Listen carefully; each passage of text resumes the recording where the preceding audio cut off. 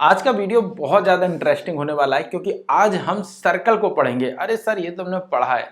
आज जो मैं पढ़ाने जा रहा हूँ वो निश्चित रूप से नहीं पढ़ा होगा क्योंकि आज मैं प्रैक्टिकली आपको बताने वाला हूँ। मतलब कि एक चीज़ जिससे मैं कहूँगा कि आप घर पे करिएगा और आप जीवन भर याद रखेंगे हर एक बात, यकीन मानिएगा हर एक बात। तो पहले तो हम सर्कल बना लेते हैं, जैसा भी बन जाए समझ लेना कि मेरा इतना अच्छा हाथ चलता नहीं है क्योंकि मेरी आर्ट उतनी बेहतर है नहीं। कैसा बना? धरती जैसा तो बन ही गया है। खैर सर्कल मान के चलो इसको। यहां पर सर्कल होता है, सर्कल के बीच में हमने एक केंद्र बिंदु होता है, ठीक है। इस केंद्र बिंदु से हमने एक अगर लाइन खींच दी यानी कि इस बिंदु से, तो इसको हम आर कहते हैं, ठीक है। इसको हम क्या कहते हैं? आर कहते हैं। आर का मतलब क्या होता है? त्रिज्या। क्या होता है? इसको हम क्या कहते हैं? इसको हम त्रिज्या कहते हैं। अभी बहुत सारी चीजें मैं समझा दूंगा, एक ही बार में सारे कॉन्सेप्ट खत्म। इसको त्रिज्या कहते हैं, लेकिन अब चूंकि हमारा गोला तो पूरा है तो हमें जब इसको पूरा करना होता है तब क्या करते हैं? इसको क्या कहते हैं? इसको कहते हैं हम व्यास। क्या कहते हैं? व्यास। क्या कहते हैं इसको? हम व्यास कहते हैं। और ये जो जगह है ये कितनी होगी अब? 2r, चूंकि r और r 2r हो गया, r plus r equal 2r। तो 2r क्या है हमारा? ये व्यास है हमारा, ठीक है। वैसे इसको किसी और से भी हम बना सकते थे, लेकिन पता नहीं क्यों इसको 2r ही रखा, बल्कि इसको v कर देते, hd कर देते, td कर देते, क्योंकि इसका तो अपना एक अलग ही रोल है ना। लेकिन पता नहीं किसने इस तरीके से इसको सीधा 2r कर दिया। खैर ये जो 2r है ये क्या है? ये पूरा व्यास है। अगर ये पूरा व्यास 1 सेंटीमीटर का है सपोज दैट, तो इसकी परिधि, परिधि क्या होती है? परिधि होती है जैसे कि ये पूरा जो व्यास है इसके किनारे का हिस्सा, ये क्या है? ये परिधि है इसकी, किनारे किनारे किनारे किनारे, जिसको हम परिमाप भी कह सकते हैं, लेकिन गोले के लिए इसको वृत्त के लिए इसको परिधि कहा गया। क्या कहा गया? ये परिधि, परिधि कहा गया, ठीक है। और अगर ये हमारा रेक्टेंगल होता है या फिर हमारा ये स्क्वायर होता है तो उसके लिए क्या करते? परिमाप। क्या निकालते? परिमाप, ठीक है। तो परि से ही आया परिधि और वहां पर हम परिमाप निकालते हैं, ठीक है। ऐसी त्रिज्यखंड वगैरह, खैर हम यहां तक अभी नहीं जा रहे। तो 2r यानी कि जो 2r है, अगर ये हमारी 1 सेंटीमीटर है, 1 होती है, तो हमारी इसकी परिधि कितनी होगी? परिधि होगी हमारी 3.1415 dot dot dot dot infinitive तक, ठीक है। ये इसका एक एक्चुअल मतलब कि अप्रोक्सीमेट मान होता है, ठीक है। लगभग इतना होगा। यानी कि हम किसी भी गोले की, कोई भी हमारे पास एक बर्तन है, कटोरी है, कोई भी चीज है, कभी आप नापना, अगर उसकी लंबाई जो होगी, जो उसका 2r होगा, यानी कि जो उसकी ये लंबाई होगी उसका 3.14 गुना, यानी कि आप पहले उसको नाप लेना, उसके बाद उसका 3 गुना करना, फिर 3 गुने से थोड़ा सा बढ़ा देना, फिर काट देना उस जगह को, और फिर उसको इस पर लपेटना, ठीक है। अभी मैं प्रैक्टिकली आपको बता देता हूं ताकि आपको और समझ में आए। सपोज दैट इस तरीके का आपके यहाँ पर ढक्कन होगा, कटोरी होगी, प्लेट होगी, ग्लास होगा, बहुत सारी चीजें ऐसी हैं जो इस तरीके की होंगी। इसका आप क्या करना? इसका आप ये चीज नाप लेना और उसका 3 गुना करके आप उसको नापना, घर पे ही नाप लेना, मैं नहीं बता रहा। यहां पर ये रहा, इसको मैंने नाप लिया, यानी कि मैंने व्यास नापा। इसका जस्ट हमें क्या करना है? इस धागे का 3 गुना कर लेना है, या फिर इसे आप इंची टेप से भी नाप सकते हैं। इंची टेप से नापना और फिर इंची टेप इधर लपेटना, जो ये निकलेगा उसका जस्ट 3.1415 मतलब अप्रोक्सीमेट इतना ही आंसर आएगा। यानी कि इसका 3 गुना करेंगे तो इसके लिए हम क्या करेंगे? इसके लिए हम एक बार का धागा काट लेंगे। तो हम इसका 3 गुना पहले कर लेते हैं दिखाने के लिए। तो यहां पर एक निशान लगा देते हैं मार्कर के थ्रू। ये हमने एक निशान लगा दिया। अब इसका हमें 3 गुना करना है, 1। अब हमें कुछ नहीं करना, मतलब इतना ही हमें सिर्फ धागा लेना है। 2, 3 हो चुका है लगभग। ये हमारे पास 3 हो चुका है। इसे थोड़ा सा ज्यादा हम बढ़ा लेते हैं, हल्का सा। तो ये हमारे पास 3 हो चुका है। अब इतना धागा अगर हम काट लेंगे तो ये उसके ऊपर पूरे में लपेटा जा सकता है। परिमाप का मतलब भी यही होता है कि किनारे की दीवारों को जोड़ने के लिए। परिधि का मतलब, इसके लिए अगर हमसे कोई कह दे कि इसके लिए हमें कितना मतलब तार लाना होगा जो चारों तरफ से इसकी घेराबंदी कर दे, तो क्या करेंगे? तो हम पाई जो है हमारा 2r है, इस मतलब इसी चीज को हम नाप लेंगे, 20 से नापेंगे सीधा, और सीधा नाप के क्या करेंगे, उसका 3.4 में गुणा करेंगे, उससे थोड़ा सा ज्यादा ले आएंगे, बच जाएगा तो बचा रहेगा, नहीं तो इसको नापना क्या संभव है, नहीं ना, क्योंकि इधर से उधर से इधर से इधर से इधर से इधर से हम घूमते ही रहेंगे और बिल्कुल एक्चुअल में नहीं हो पाई, क्योंकि वो एकदम से कर्व है ना, एकदम से मुड़ा हुआ है ना, इंची टेप भी ऐसे नहीं मुड़ता है। तो इसीलिए क्या है, इसका हम 20 से निकाल के सीधा इसकी इस 3.14 में गुणा करके उतना हम उसके लिए वायर ले आएंगे। अब देखिएगा ये हमारे पास धागा है, यहां पर मैंने निशान लगाया, ठीक है, और इसको मैंने पकड़ा,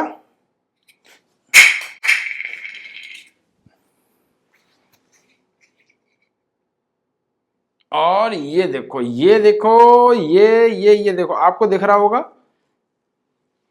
मुझे नहीं पता, मैं जूम कर दूंगा, ये देखो यहां तक आ गया, यानी मैंने थोड़ा सा कमी निकाला होगा, हल्का सा कम है, और हो सकता है वो गिरा गिरी में हो गया होगा, हल्का सा भी कम नहीं है, थोड़ा सा देखो, इधर देखो हाथ रखे हो, तो मतलब ये होगा बिल्कुल उतना ही। आप नापना घर पे, तब आप ट्राई करना, बिल्कुल सेम उतना ही आएगा, जब इसको हम टाइट करेंगे तो पूरा आ जाएगा, ठीक है। तो नापने में थोड़ी बहुत गड़बड़ हुई होगी, लेकिन यही इसका आंसर है, इसीलिए 2πr। तो ये जो मैंने 3.14 लिखा है, ये क्या था, ये था हमारा पाई। अब एक चीज समझ में आई कि यही पाई हमारी कैसे निकलती है, इसका मान हुआ 22/7। क्यों 22/7 हुआ, क्योंकि जब हमारी 7 व्यास होगी, 7 सेंटीमीटर, तब हमारी ये परिधि कितनी होगी, 22 होगी, यानी कि 7 अगर व्यास होगा तो 22 हमारी परिधि होगी।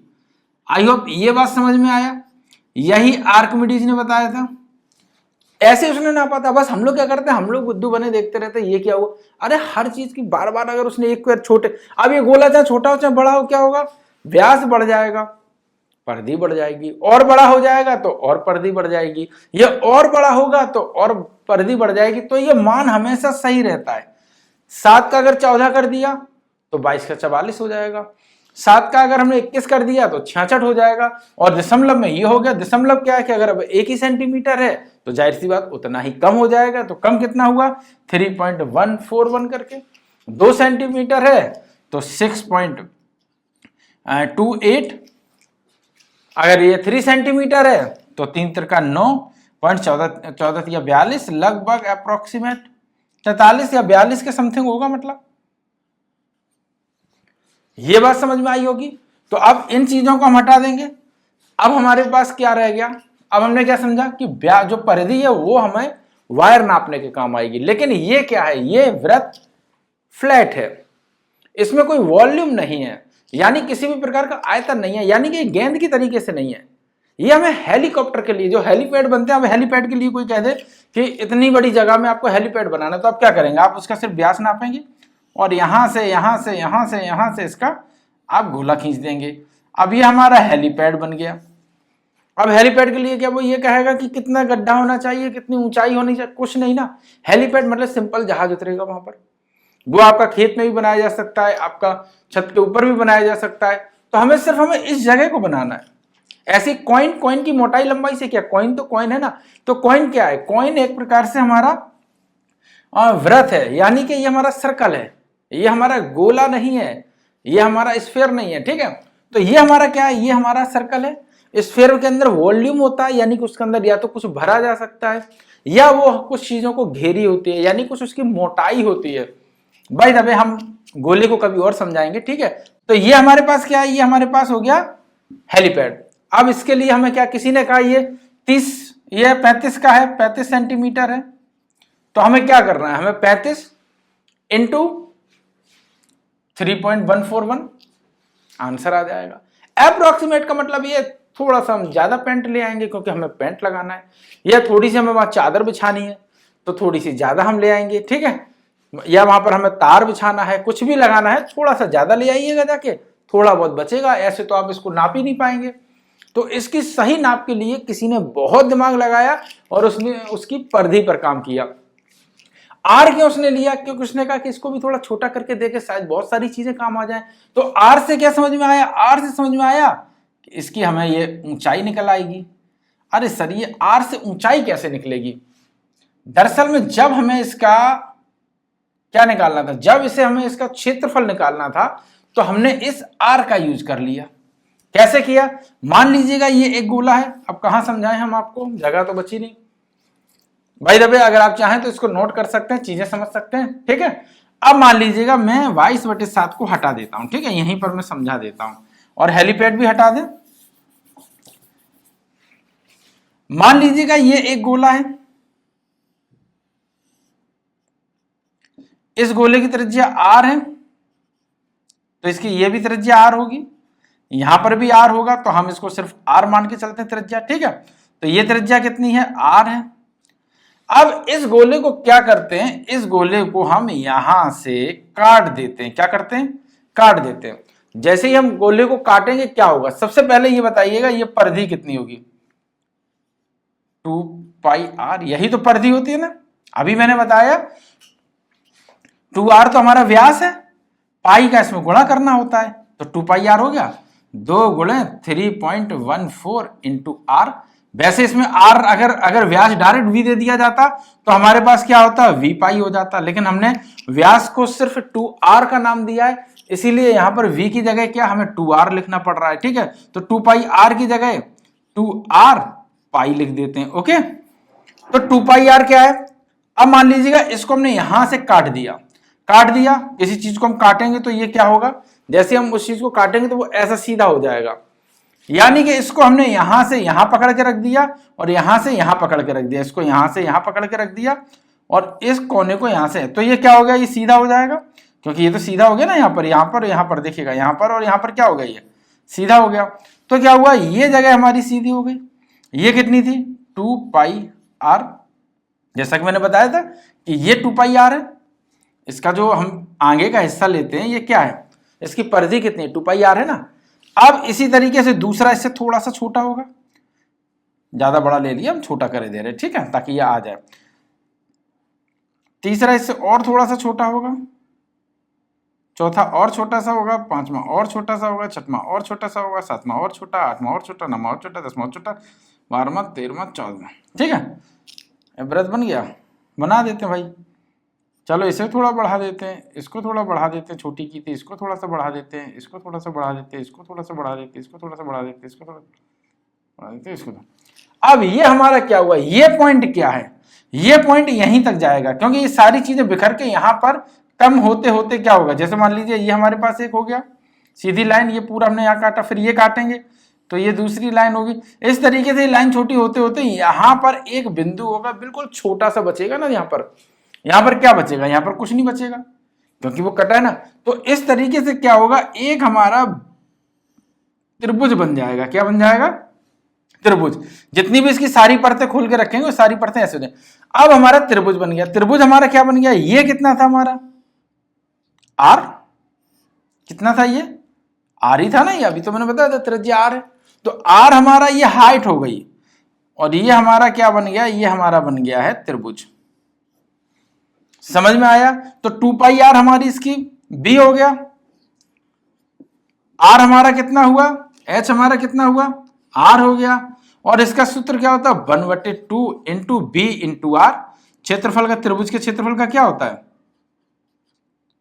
क्योंकि वैसे निकालना बड़ा मुश्किल काम हो जाएगा ना, क्योंकि हर एक जगह को कम करना फिर उसको नापना बड़ा दिक्कतदायी हो जाएगी। तो एक सूत्र बना लो और उसके आधार पर कुछ भी निकालते रहो, अब जो चाहे वो निकालो। ऐसे गोले पर अगर हमें कोई मतलब अपनी पृथ्वी को ढकना हो तो क्या करेंगे, उसका सिर्फ हमें व्यास पता हो या फिर हमें त्रिज्या पता हो, पूरी पृथ्वी को ढकने के लिए कपड़ा बना सकते हैं, पूरे चंद्रमा को ढकने के लिए कपड़ा बना सकते हैं, ठीक है।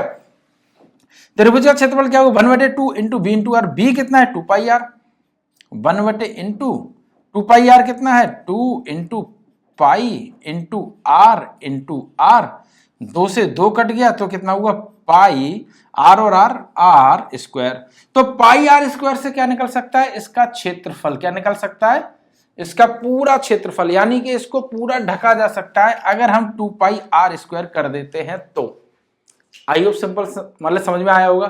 सपोज दैट ये मान लीजिएगा 7 सेंटीमीटर है, 7 सेंटीमीटर है, तो क्या करेंगे πr² यानी कि 22/7 इंटू 7 इंटू 7, 7 से 7 गया, 7 दूनी 14 की 4, असल में 1, 7 दूनी 14 और 1 15, ठीक है। 154 सेंटीमीटर का हमें अगर कपड़ा मिल जाए तो हम क्या करेंगे, हम 154 सेंटीमीटर मतलब इसमें कपड़ा लगेगा, तो पूरे कपड़े का जो हमने एरिया निकाल लिया वो 154 सेंटीमीटर। अब दुकान पे गए, उससे कहा कि यहाँ से यहाँ करिएगा और 154 सेंटीमीटर, मतलब इसका जो खर्चा है वो कैसे हम बना पाएंगे, नहीं बना पाएंगे ना, इधर से भी कट रहा है, इधर से भी कट रहा है, इधर से, या कोई जमीन लेने के कैसे निकाल पाएंगे, अगर वो गोल ही जमीन है कैसे निकालेंगे। तो उसका क्षेत्रफल निकाला 154 फीट है, तो 154 फीट। अब कोई कहता है भाई हमारी जो जमीन है ना वो 100 रुपए फीट चल रही है, तो कितने की हो गई, 154 इंटू 100, यानी कि 15,400। तो ये आपका 1,54,000 रुपए होगा जाके। तो दो चीजें आपको समझ में आई, पाई आर स्क्वायर और 2 पाई आर, ठीक है। ये भी चीज मैंने समझा दिया कि 2 पाई आर क्यों होता है, पाई आर स्क्वायर क्या होता है, ये भी चीज समझा चुके, ठीक है।